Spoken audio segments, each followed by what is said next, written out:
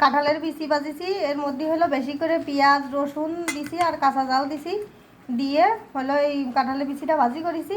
আর গ্যাটকল নেই, গ্যাটকল ছাড়াও কিন্তু কাঁঠালের বিচি বেশি করে ওই পেঁয়াজ রসুন দিয়ে কাঁচা জাল দিয়ে ভাজলে হেভি লাগে, মানে আমার কাছে ভালো লাগে তাই আর কি ভাজিছি।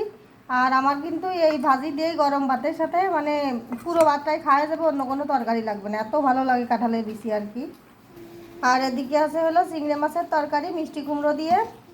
এই মিষ্টি কুমড়োটা হলো আমার হলো মানে আমাদের নিজেদের গাছের, আমার শ্বশুরবাড়ি।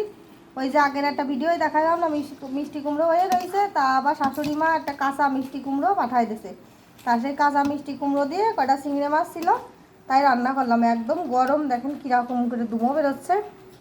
আর মিষ্টি কুমড়োর তরকারিটা মনে হচ্ছে খাতি ভালোই হবে না, একদম মানে গলিয়ে গেছে, ফাইন সুন্দর বড় বড় করে পিস দিলাম এই মিষ্টি কুমড়োটা কাটিলাম আর কি।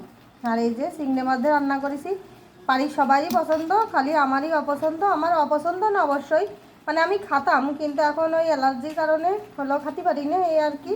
তাই এই ছিল হলো দুপুরের আজকে আয়োজন, এই দুই তরকারি। আমার তো এই যে কাঁঠালের বিচি বাজালি হয়ে যাবে, ওই জন্যই আর কিছু করিনি। আর আমার মতন এরকম কাঁঠালের বিচি পাগল কিডা কিডা আছেন অবশ্যই কিন্তু জানাবেন। আর আমার তো খুবই ভালো লাগে বললাম।